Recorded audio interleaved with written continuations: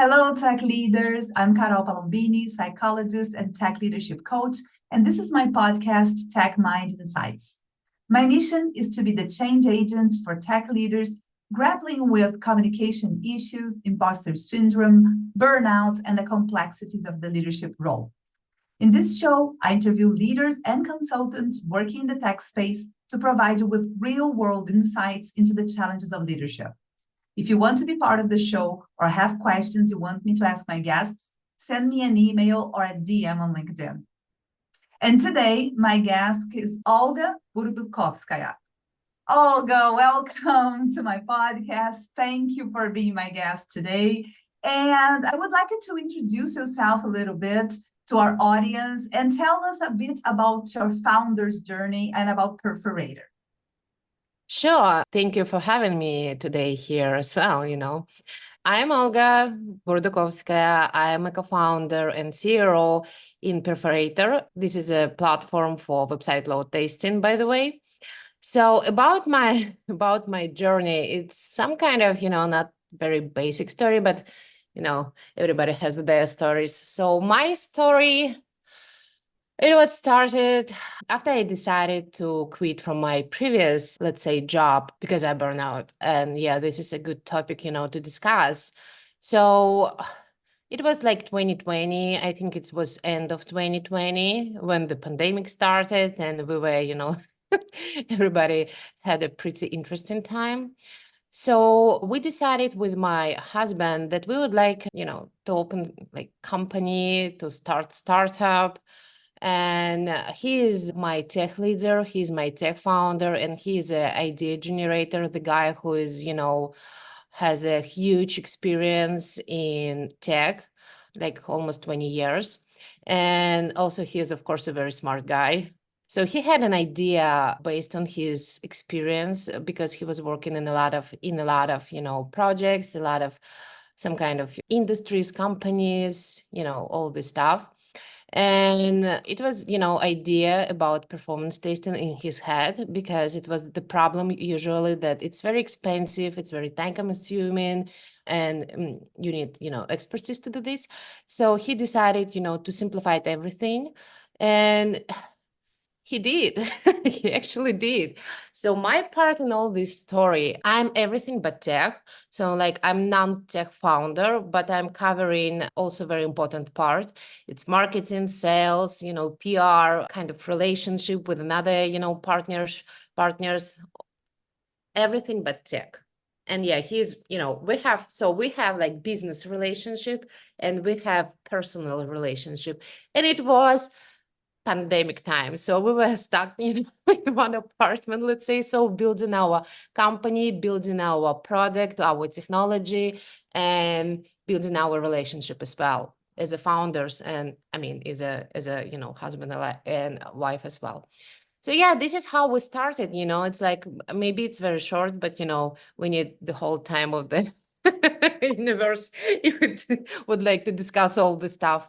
Yeah, maybe you would like to ask me, particular questions. What I was thinking here, I want to go back a little bit before we get into this relationship with your partner slash co-founder. I want to go back a little bit to what you said about your burnout. So you thought that you were burning out in the previous company when you were not working as an entrepreneur, when you were working for a company, right? Not exactly. Before, yeah, the truth is, yeah, I was burnout, but I was a professional poker player. It wasn't the company. It was only me, and the game. And yeah, it was kind of, I stopped feeling that I'm enjoying to play. And it was a big sign for me, and I decided to have like month just for myself as a, not like vacation, just a rest. It was at home and I decided like, don't do anything, like anything. And I gave myself 1 month. And after that, I mean, long story short, I needed like almost 3.5 months, to rest. Yeah. So after this time, after 3 months, because the first month was like, so you need to rest. so rest, like I was trying to give myself a permission to rest, because it was like such, it's your time, you need to spend for yourself, but still, in my mind, it was always, you need to be productive, you need to be productive, it was like, I cleaned up all apartment at first, maybe not at first, but I did some kind of stuff like what I was planning to do the like long time, but it was still some kind of, let's say, activity that would be profitable to my environment or something like that. And only in a month and a half I finally rested, like I was like enjoying doing nothing. Wow, it took you that long. It took a while. And I think it's kind of detoxifying your body and your mind from this productivity mindset. I am reading, I'm finishing the Burnout Society, that book. Mhm. And it's all about how this as a productivity mindset turns us into this always seeking for something new, this never ending loop, and we're never satisfied with anything, and we end up giving value for ourselves just by the results of the product of what we do. Like being is not enough. Being who you are is not enough. You have to be productive. So yes, and how did that change when you became an entrepreneur? So how are you now that you are an entrepreneur? How do you handle this kind of stress? How do you feel the entrepreneurship in regarding to stress management and burnout possibilities?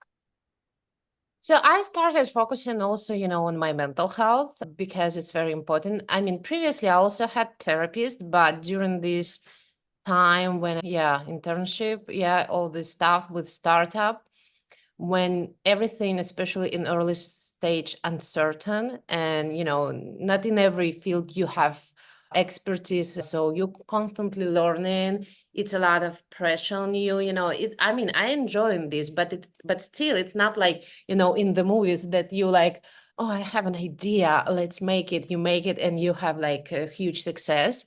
No, it's, I mean, sometimes it happens and I'm very happy for these people, but usually it's a hard working, and not only hard working, you need to be hard working, but also it's a lot of mental pressure, and how I do it, so I had a therapy, I'm still have a therapist, sometimes I have a business coach who is helping me, with my business part, like, it's a lot of help. Previously, honestly, like maybe like 5-10 years ago, I would say that, oh, why I need the therapist? Why I need the business coach? I could have a drink with my friends and everything would be fine. So bottom line, no, it will not. It will not change a lot of stuff. You need to dig inside and understand why you have this, like problems or something like that, difficulties, let's say so.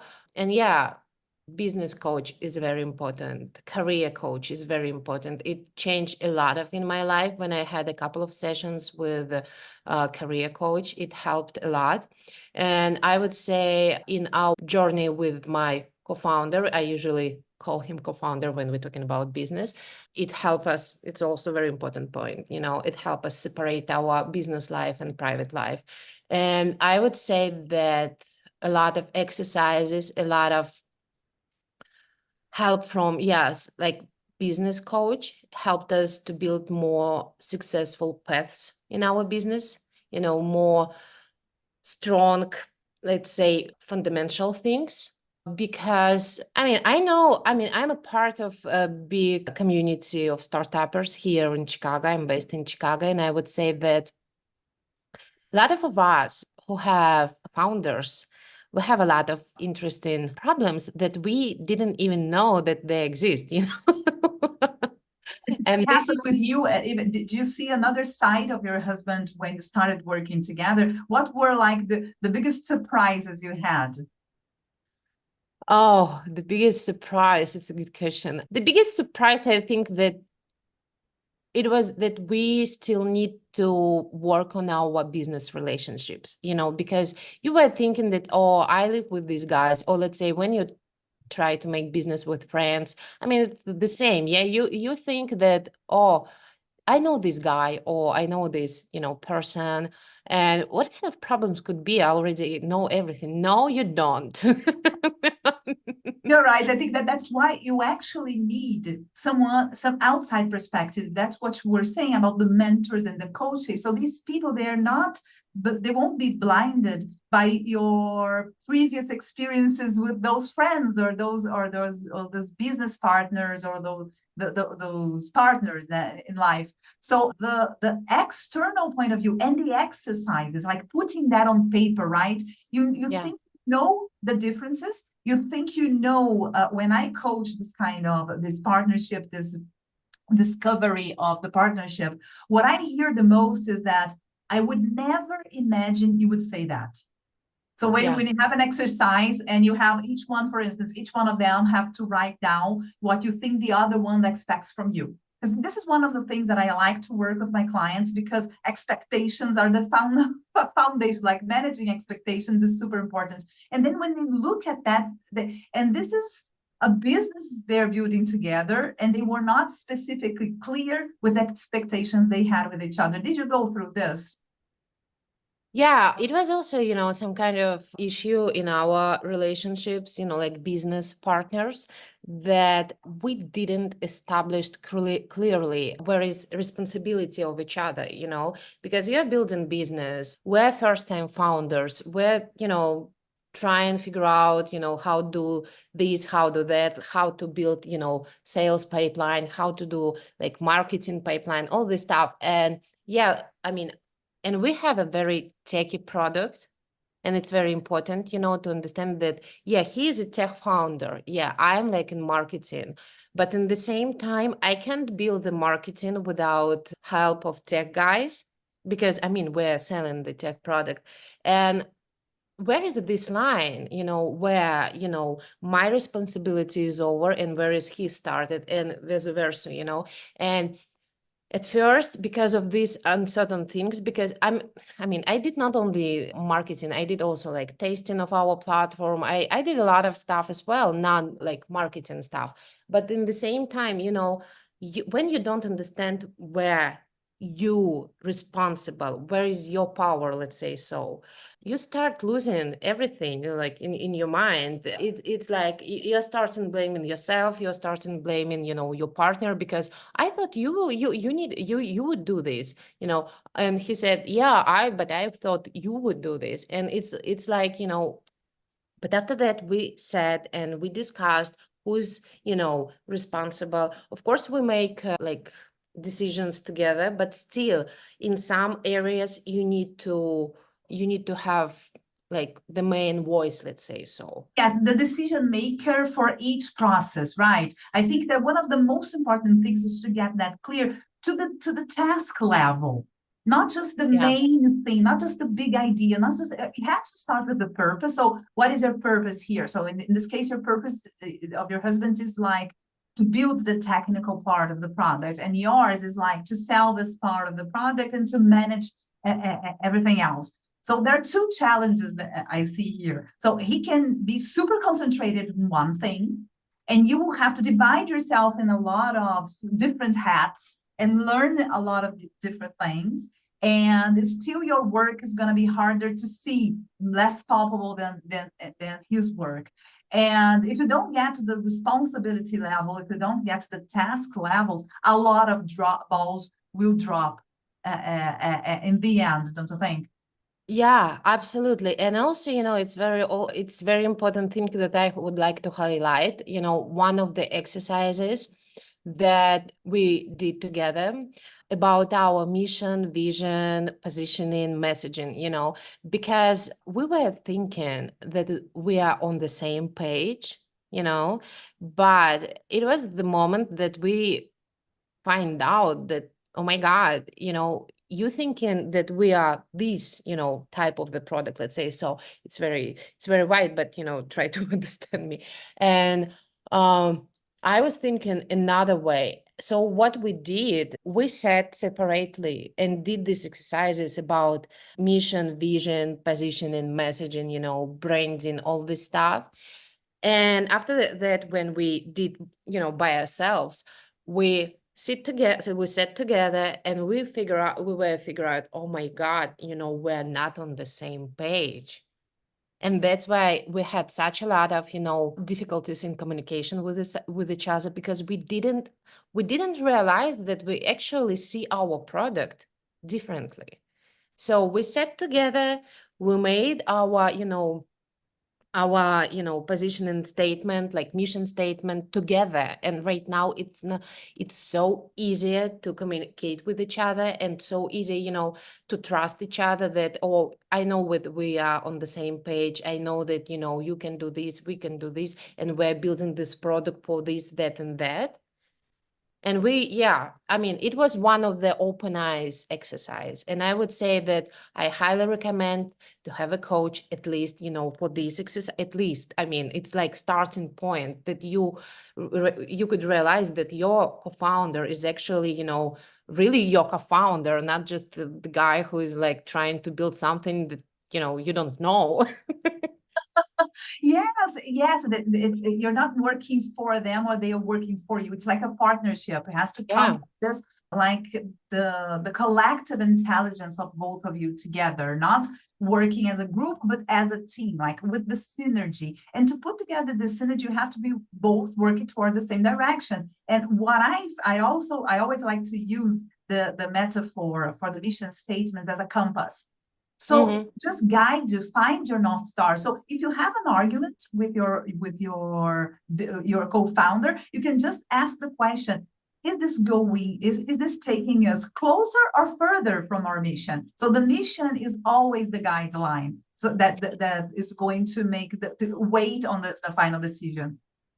Yeah, that's true, and we know that mission and vision, let's say, could change during the time a bit, another bit, when you decide to pivot or something like that. And you need to have this, in moment, the same mission and vision, let's say so, because it's such a lot of things more that you don't agree with each other. But, this is like fundamental concrete thing that at least this one, it's supposed to be, common. Yes. And to figure out this, because believe me, you will have a lot of stuff, that you disagree with each other. But this you can't disagree with each other at this point, because it's how you develop your company, why you develop your company, for whom you develop, it's supposed to be the same.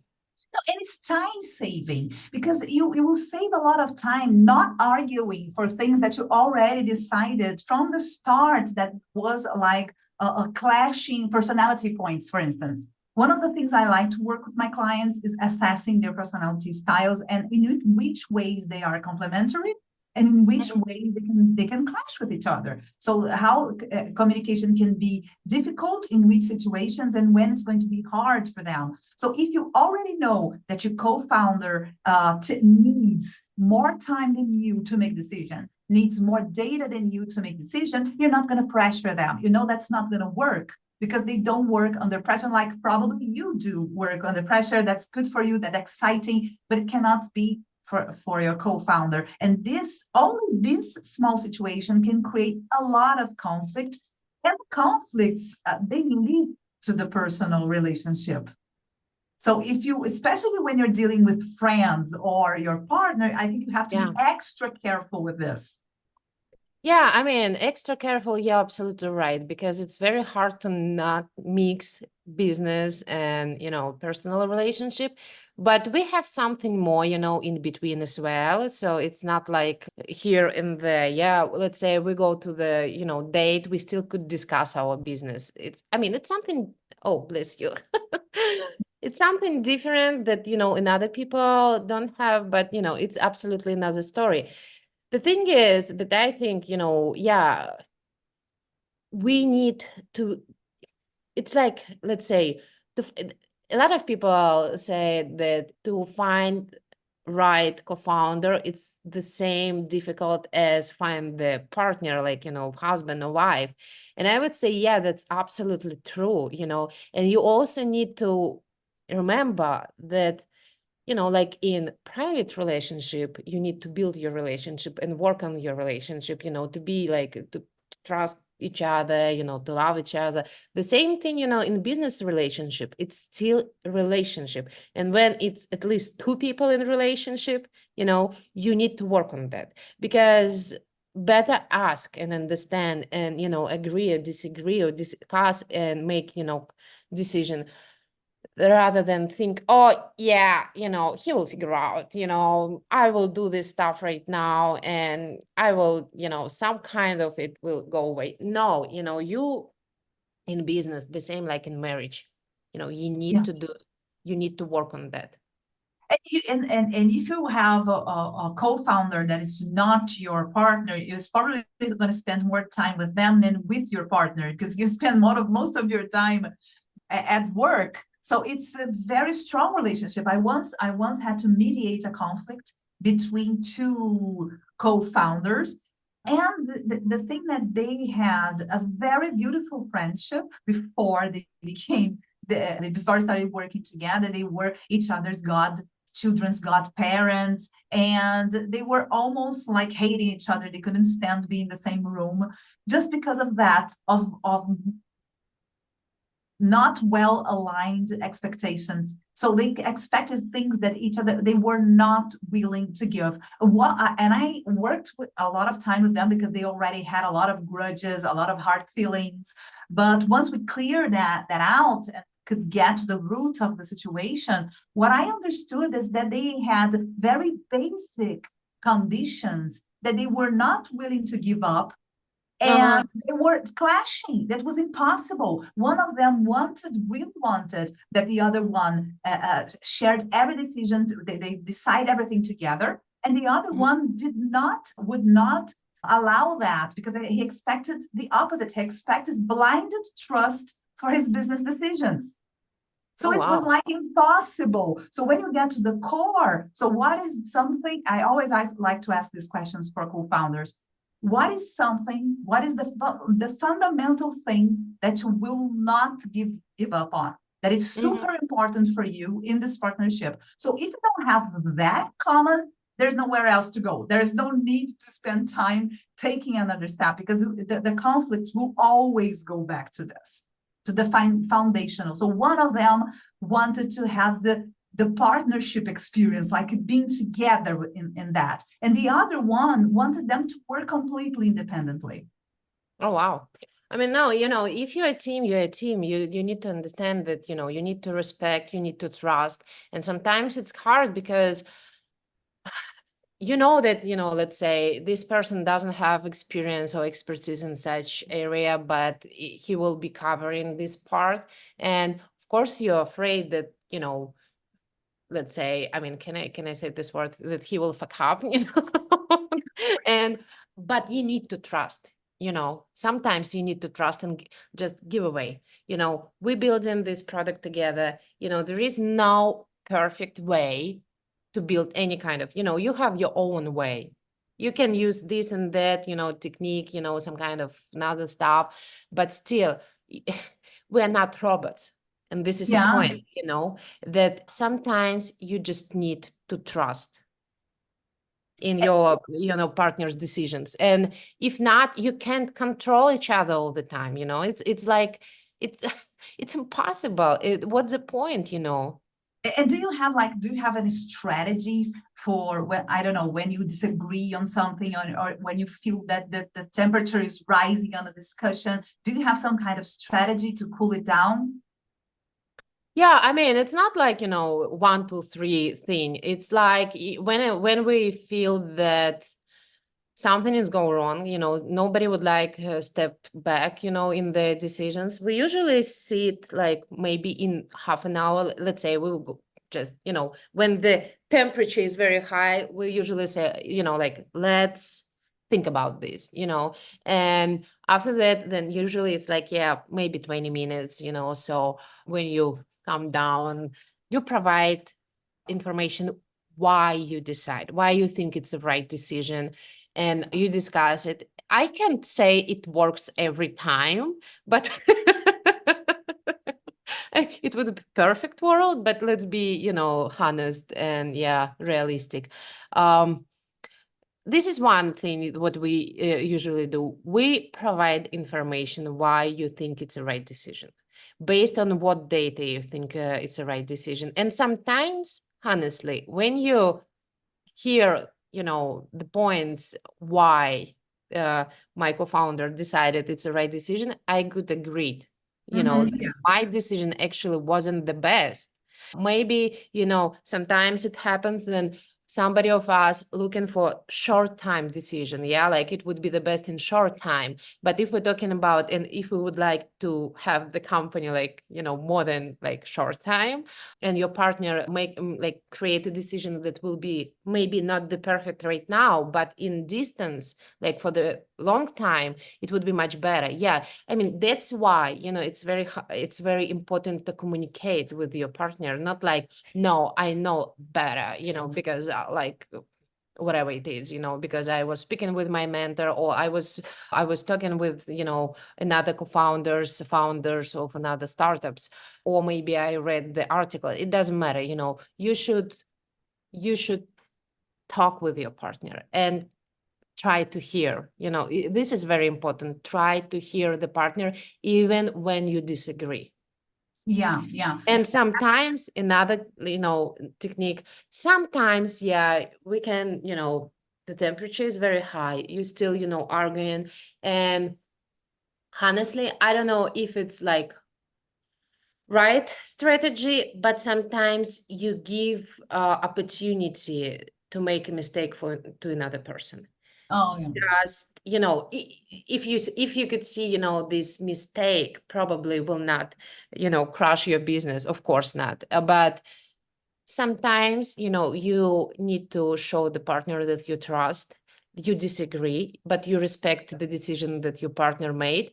And just give up, but be prepared to fix it, in advance. Just, already make, some kind of movement that could cover some kind of damage or something like that.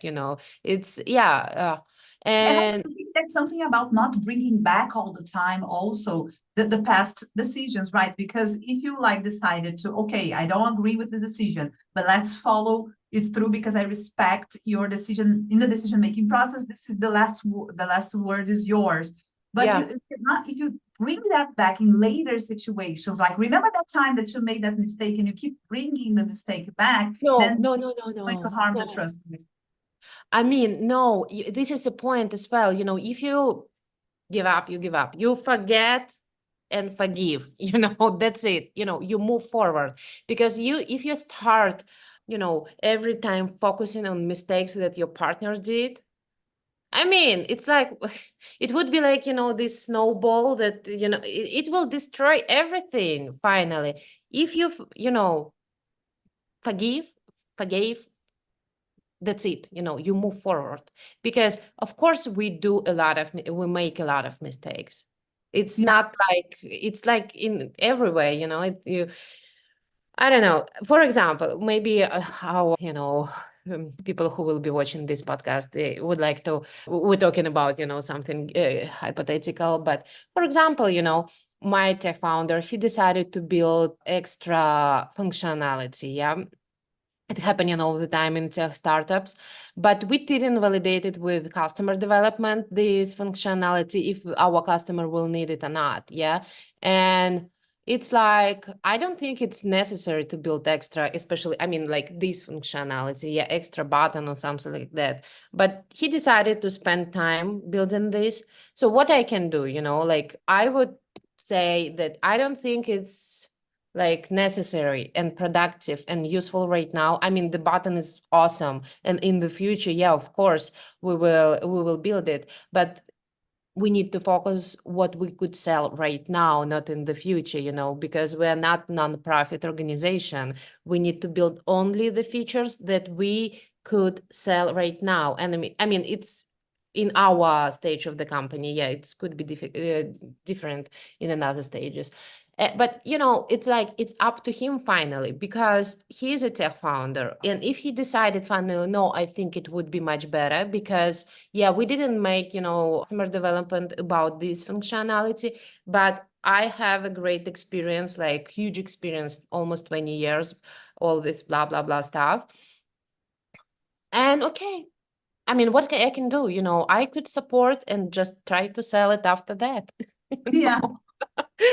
And this is, you know, this is just an example how it could be, you know, or for example, I mean, I decided to use like such channel of advertising or my marketing, you know, activities, and he disagree because he thinks that our audience, let's say, not, you know, present in this channel. But still, the final decision by me, you know, it's my final decision. And, you know, yeah, he could disagree, but still, this is my zone of responsibility. And we respect and we don't cross the borders. And this is, you know, it's not made by one day. We needed to figure out this. And previously we had a lot of problems. And this is a point also I highly recommend, you know, to have the mentor. You know, Yes, an external point of view is super important. Now, what I wanted to know now is about, oh, wait a minute, my mouse here, some issues. Okay. So in what ways do you see each other as being complementary? What did you find out that, because we're talking a lot about differences here and how we'll handle the disagreements, but what about the complementaries? Well, how do you think you are stronger together? because you know, yeah, like you said, compliment, you know, yeah, definitely, you know, he is a very techy person. He is, yeah, he is, you know, decision maker in tech. Yeah, he also creator of our platform. I could suggest, you know, this on that, but still, final decision if we're talking about functionality, his. And I'm not good in that, you know, I'm not a good coder. I can code a bit, but you know, it's not my what I really love and where I'm like a superhero. My like part of responsibility, I'm like I said, in marketing, in PR, in, you know, talking to people. My tech founder, he's not like big fun to talk to people. Like, I mean, a lot of tech guys, they're introverts. And yeah, this is how we, you know, help each other. I can talk with people, he can't. He can code, I can't. And this is why, you know, it's like successful for us, like a union, that I'm covering the things that he is feel uncomfortable or he doesn't have expertise. He's I mean, and vice versa, yeah, you know, it's the same, you know, we don't do the same things. This is a point, you know, we absolutely in different areas. And yeah, this is how it Yeah, works, you know. it's just not about the technical skills that are complementary. You see that the personalities here are also complementary. So he's Absolutely. introverted, task-oriented, quality-oriented. You're more people-oriented and market-oriented and looking at the outside perspective. So you have a 360-degree view of the business. So that's very enriching. And also when you're going to choose a founder, I think that's something important. I see a lot of people partnering up with people that do the same thing as they do. Like I'm a coach and I'm going to partner with another coach, but in the end, no one is doing the marketing. No one is doing finances. And it's actually about your strength. It's not about it's like finding someone else who likes, instead of looking at your gaps and trying to develop something that's super difficult for you, just partner with someone that already has that as strengths and is going to be comfortable doing that. So this Yeah. is what I usually advise, because if you are comfortable in a position, you're going to be able to give your 100%. Oh, yeah. I mean, you're absolutely right. You know, if you would like to build successful company, first of all, yeah, idea is very important. Of course, we know idea is very important, but implementation, what is really important, you know, don't worry about that somebody steal your idea. Believe me, you know, it's not about this. It's about how you build it. And to build it successfully, you need, yeah, co-founder. I mean, it's my opinion. I know I mean, some people would like to be a solo founders, and I think it's okay, but it's much, much harder because, like you said, you need to find the person that, feel comfortable, and not only feel comfortable, but enjoy, the parts that you hate. You hate, Yeah. And when you cover it, from this perspective and this perspective, yeah, you have a chance to become, the successful company. Because, I mean, still, to have a great partner, it's not 100% that you will have the successful product or company. Still, it's a lot of work, a lot of argument, it's a lot of difficulties. It's not like in the movies, please know this.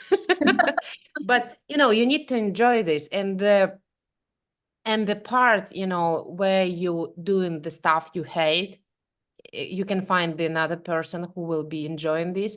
This is, the part of success, I think, in my opinion, because yeah, it's hard to be a founder. It's a lot of pressure. It's a lot of mental pressure, financial pressure, any kind of pressure. You don't have 8-5 work. You have 24 hours work, 7 days a week, and if you don't enjoy what you're doing, I mean, what's the point?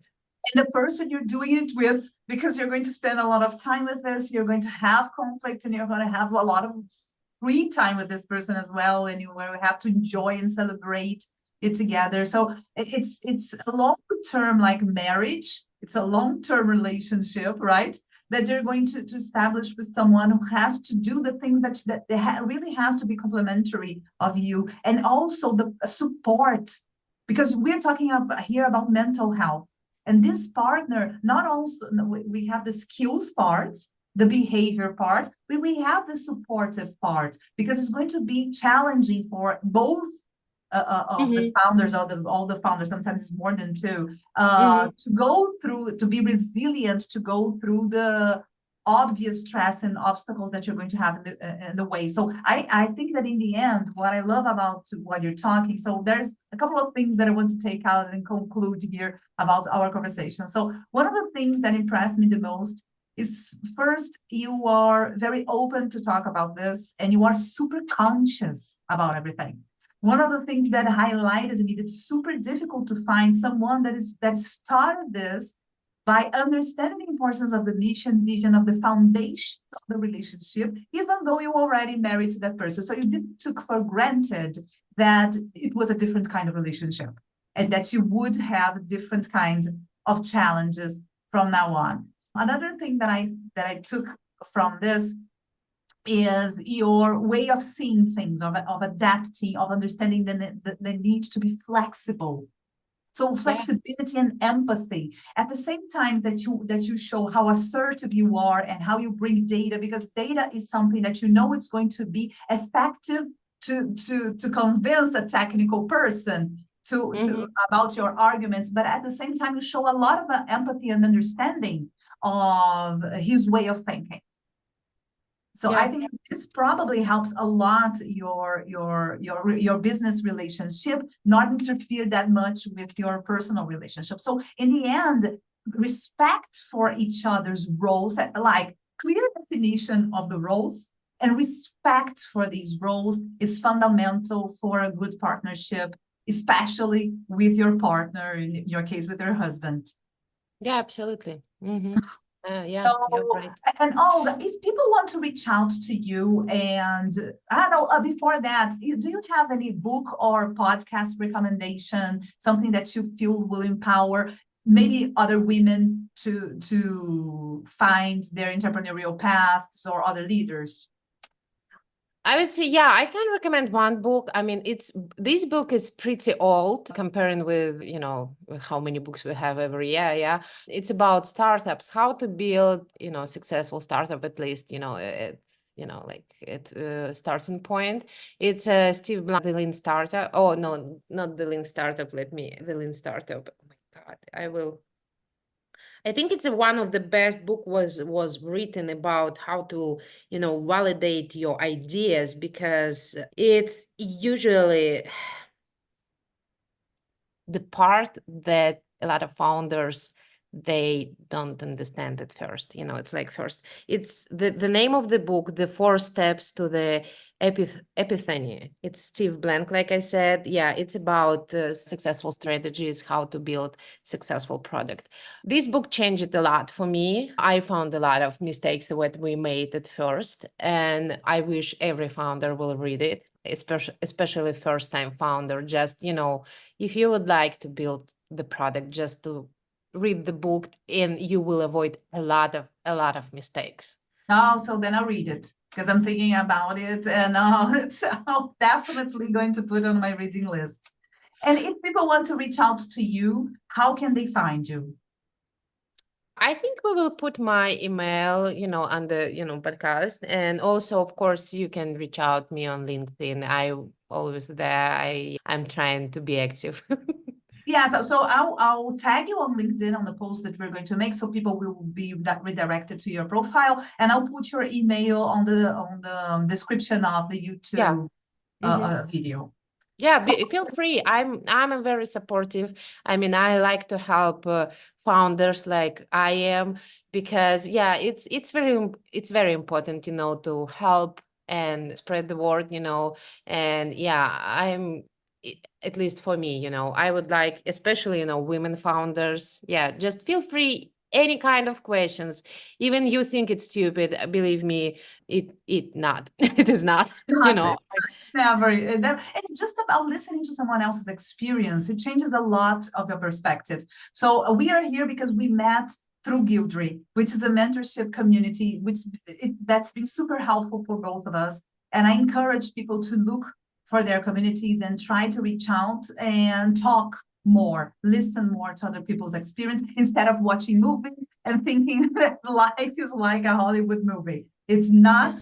And listening to other people's stories can be super enriching. And this is one of the goals of this podcast.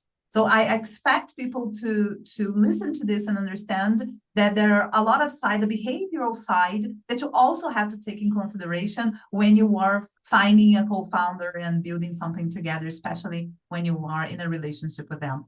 So Olga, thank you very much. And I hope you come back here, because I have a lot of things to ask you about being a woman in the tech business. Oh yeah, it's another big topic. Yeah, believe me. So we'll dedicate a podcast just to talk about that, and maybe we can invite someone else and do something in threes. If you know someone, we could do that. Sure. Yeah, absolutely. Okay, so thank you, and I'll see you on the next one. Bye bye.